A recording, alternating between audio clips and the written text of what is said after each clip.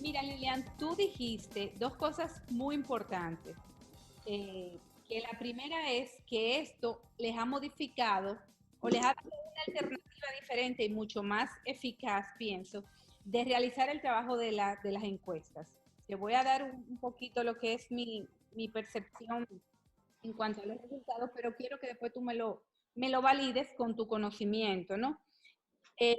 De que cambia, de que antes ustedes no podían llegar a un segmento de la población porque sencillamente se cerraban y ahora sí pueden llegar. Pero yo no solamente lo vería como que sí pueden llegar, sino que en sentido general pienso que cuando la gente está en cierta forma detrás de un protegido, detrás de un teléfono, a través de una encuesta virtual, tiende a ser más honesto en cuanto a sus respuestas. No dora la píldora, como decimos, ¿verdad? Eso por un lado. Segundo, llamaba mucho la atención, como tú comentabas, que es un dato que realmente cuando vi los resultados de la encuesta fueron realmente alarmantes, lo del nivel de juventud que está sintiéndose con más ansiedad, con depresión, lo cual cuando yo miro el porcentaje de la población y la edad que recibe la información a través de las redes sociales, digo, bueno, puede ser porque, sobre todo al principio, ustedes percibieron que todo lo que se bombardeaba a través de las redes era negativo, era fatalista, o sea, llenaba uno la cabeza con quizás información real, pero quizás no, o quizás alterada. Se comenzaron a dar falsos audios de doctores que después tuvieron que desmentir. Todo eso crea una situación de ansiedad. En otro aspecto, lo segundo muy interesante que tú dijiste es que esto da oportunidad a una segunda evaluación para identificar oportunidades a raíz de esta situación. Entonces, mi pregunta es la siguiente, Lilian. Eh, cómo tú amarrarías, cómo tú dices, bueno, en cuanto a cómo hemos visto que se ha ido desarrollando, ¿verdad? De lo que fueron, de cuando se hizo la encuesta, ahora a cómo se va viendo, ¿cómo tú entiendes que hemos ido pasando o nivelando esos niveles de estrés a través de una mayor información, de un control quizás de la información? Porque algo que comentaba Irving hace un rato, que entiendo que es 100%, ¿verdad?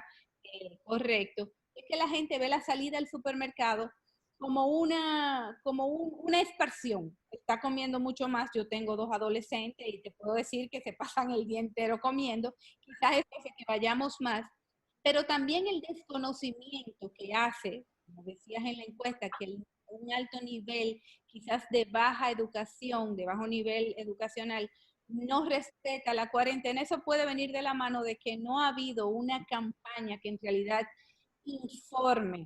Por ejemplo, tú me dices a mí, yo te diría, bueno, pero es que si vemos que mucha gente va al supermercado, vamos a aprovechar esas bocinas del supermercado, esas pantallas del supermercado para educar a la gente, porque te hacen la fila para entrar manteniendo el distanciamiento y como dice Irving, cuando entran al supermercado, te pegan hombro con hombro para coger la lata que a lo mejor está al lado de la que tú estás cogiendo. Entonces, hay un poco o hay un muy alto nivel de desconocimiento de la magnitud producto de toda la mala información, y eso es lo que afecta el que si tú no crees en la cabeza, vamos a decir en el doctor, tú no vas a seguir sus directrices médicas. Eso va de la otra. Pero volviendo a mi pregunta inicial, ¿cómo tú entiendes que ha ido evolucionando? Y hacia dónde tú entiendes que va un poquito la tendencia en cuanto a lo que ha sido ese control de la información o ese pasar de los días con esta cuarentena, con estos procesos, para, para bien o para mal? No sé si me doy a entender, Lilian.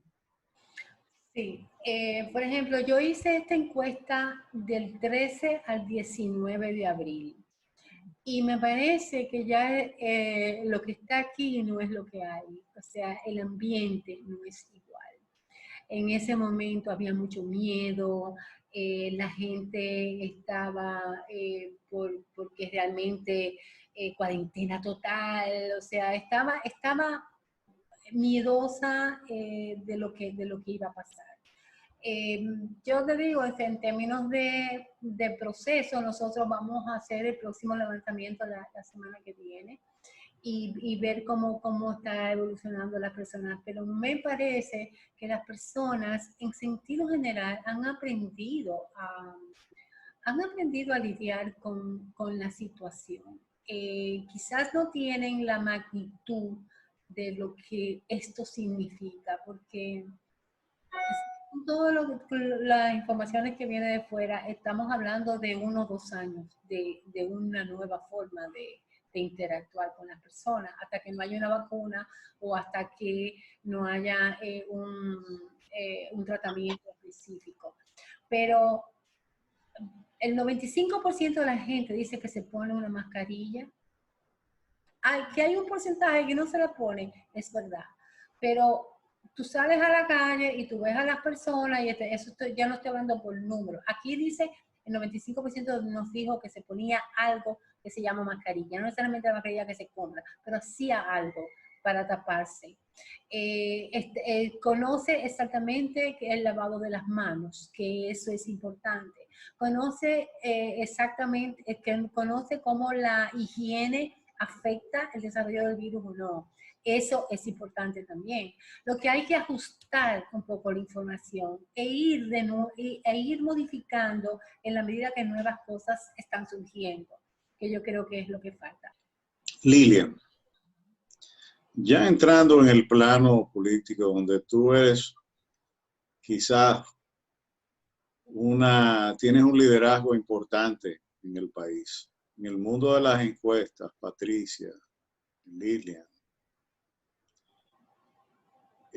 Acisa es una de las 3 primeras firmas encuestadoras del país. Hablar de Acisa es hablar de una voz muy fuerte, de una voz potente, que siempre ha respetado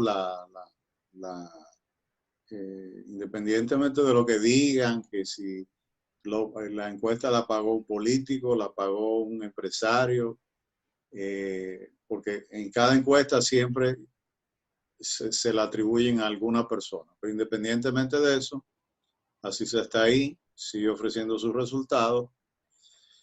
Y ahora tiene un panorama, yo diría, muy, muy particular, porque cambió el panorama electoral con la pandemia, te pregunto yo. Totalmente. Totalmente. Cambió el panorama electoral. ¿Tenemos un nuevo ganador diferente al que teníamos? No. Todavía el ganador que se percibe, por ejemplo, cuando tú le preguntas a la persona por quién votaría, 44% dice que por Luis Abinader es el ganador, 29% Leonel Fernández y un 21% Gonzalo Castillo. ¿Quién es el ganador en COVID entonces? ¿Quién ganó más puntos durante esta pandemia?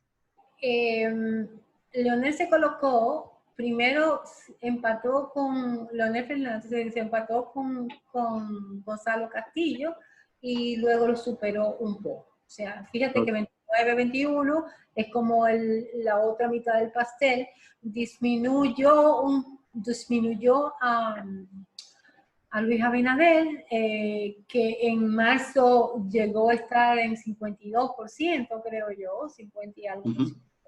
Disminuye y entonces se visualiza, pero esto tiene una relación muy importante con la incertidumbre hacia el futuro, de la activación económica de manera específica. Por ejemplo, cuando uno le pregunta qué piensa si en los próximos meses se va a reactivar la economía, la gente, en sentido general, 75% piensa que la reactivación económica es difícil y que tomará un largo tiempo. El 75%. Y entonces cuando tú le preguntas, pensando en esa superación y reactivación económica, donde 1 es mínimo y 5 es máxima capacidad, ¿cómo evaluaría a las figuras políticas que están las principales 3 figuras políticas? Y en este momento, Leonel Fernández y Luis Abinader se colocan con 3.2, 3.3 en una escala del 1 al 5. O sea, que se colocan más o menos en términos de proyección de capacidad para poder retomar el rumbo de la economía después de esta crisis, que después que pase la parte propiamente dicha de salud y de integridad física, entonces va a venir el dolor de cabeza de la reactivación económica de lo que ha pasado. En ese momento, entonces, Gonzalo Castillo, que estaba en un segundo lugar en marzo, entonces no se le ve tanta capacidad como para reactivar y retomar ese curso, entonces baja en nuestra medición a 2.5.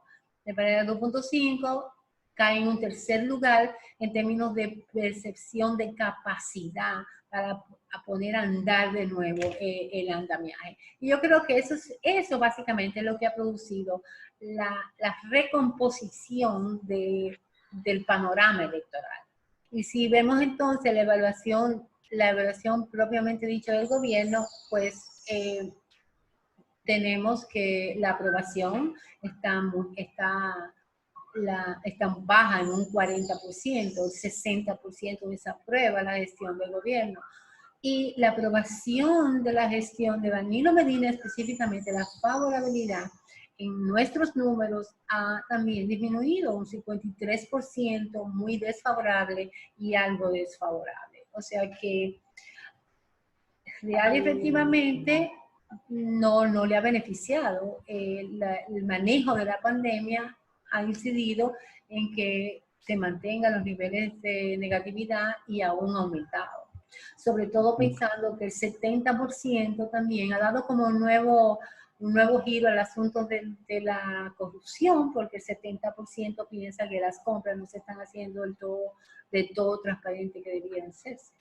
O sea, yo creo que se está bien buscando las personas que tengan la capacidad, y esto es un asunto básicamente de liderazgo, un líder que se vea como que tenga la capacidad para unir las cosas y salir adelante.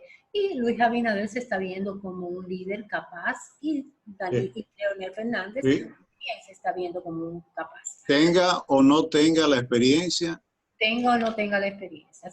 Lo están viendo como una persona capaz. Es así. Tenga o no tenga el equipo, claro, tiene y ha sembrado una esperanza de que sí puede resolver y llenar las expectativas. Es así. Y tenga o no tenga la posibilidad de llegar, está presentándose como un candidato que inclusive pudiese irse en la primera vuelta. Y mi pregunta es, según tu medición, ¿qué probabilidades hay de que esto se pueda definir en una primera vuelta? Porque bueno, por otro lado, la segunda son unos días, Lilian, entre la primera y la segunda. Según esta medición, 45% dice que se iría en primera vuelta. 45%. Es alto, ¿eh? Nosotros hemos tenido un 50 y tanto, hasta un 60% que decía en marzo que se iba en la primera vuelta. 45% ahora dice que se va en primera vuelta, el 37% una segunda vuelta y un 18% aproximadamente que no sabe. O sea, no se sabe si va a haber una primera o segunda vuelta, pero si vemos el no sabe y la segunda vuelta está sobre el 50%.